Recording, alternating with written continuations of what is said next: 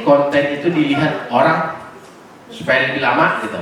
Nah yang pertama itu kreatif dan menarik, dan yang paling penting itu 3 detik pertama itu harus, kalau istilah kitanya hook, harus naik, harus bikin orang mau mantengin atau mau nunggu apa sih lanjutannya gitu. Nah itu. Terus yang kedua, konsisten dengan brand. Nah kadang-kadang kan kita, apalagi UMKM ya, bikin konten itu ya sekenanya aja, semampunya aja, sebisanya gitu. Oh lagi ada event nih, kita bikin konten. Nah nanti 2 minggu udah itu lupa gitu. Nah yang ketiga, call to action. Jadi ajakan untuk melakukan action atau sesuatu ke akun kita, misalnya klik link di bio, itu untuk Instagram ya, karena di caption Instagram tidak bisa diklik, jadi kita arahkan untuk link di bio, atau bagikan jika Anda setuju, atau di share ke teman-teman, atau tag ke teman yang lain gitu. Jadi itu untuk konten-konten di sosial media. Terus konsistensi posting. Nah ini yang jarang yang susah buat kita gitu, konsistensi ini. Yang pertama itu menentukan jadwal posting. Jam berapa sih kita mau posting konten? Kadang-kadang kita sebisanya. Nah sebaiknya diatur jadwalnya, hari apa, jam berapa.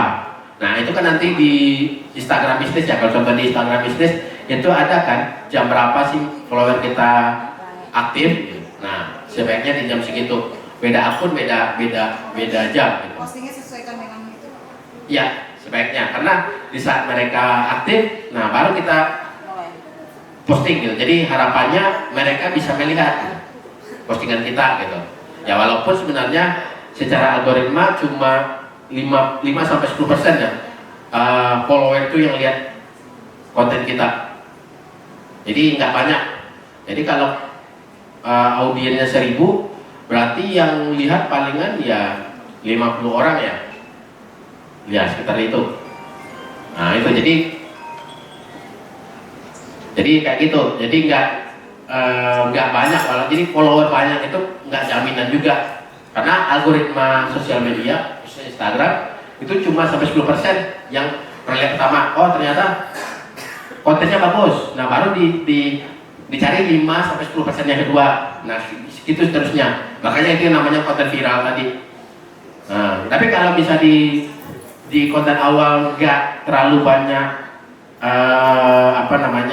engagement lah, nggak terlalu banyak yang nggak suka, nah dia nggak akan lanjutkan untuk nyebarin ke yang lain gitu.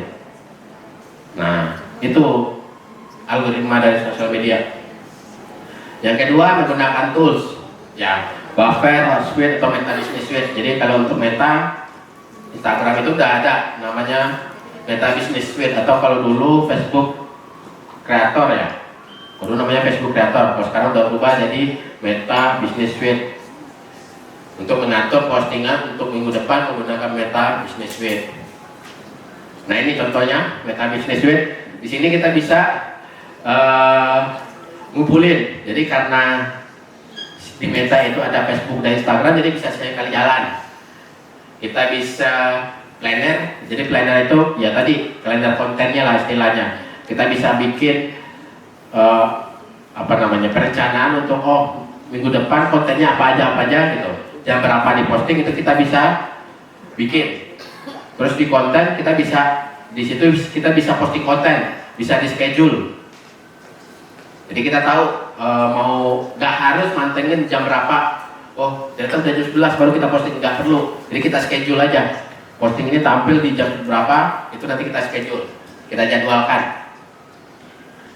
Ada juga inboxnya. Jadi nanti orang yang DM, orang yang kalau Instagram Messenger ya, message gitu, di Facebook message, di Instagram DM, itu kita bisa kelola di satu halaman, dan itu bisa multi user. Jadi kita nanti yang ada admin tinggal disuruh admin aja tambahin akunnya, nanti dia yang balas. Jadi kita bisa mantau aja. Udah lebih banyak dibanding dulu Facebook Creator, sekarang di Meta Business Suite juga banyak tools yang diberikan gitu. Itu enaknya. Ada untuk iklan juga, ada untuk lead center. Lead center itu fungsinya nanti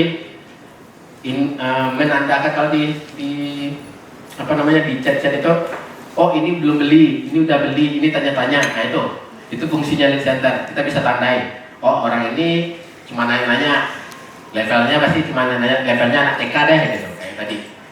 Oh ini levelnya udah anak kuliah nih, udah hampir mau beli gitu, cuma belum transfer gitu. Itu kita bisa tandai. Itu fiturnya di lead center. Bisa juga ada ya, benar. Ya. Nah benar. Ya juga bisnis juga sudah ditambahkan. Nah. Selanjutnya engagement dengan audiens, menanggapi komentar dan pesan. Jadi jangan ya tadi kan kata ibu tadi udah posting terus tinggal gitu masak atau produksi produk. Nah nanti orang udah dibiarin aja nggak dibalas komentarnya.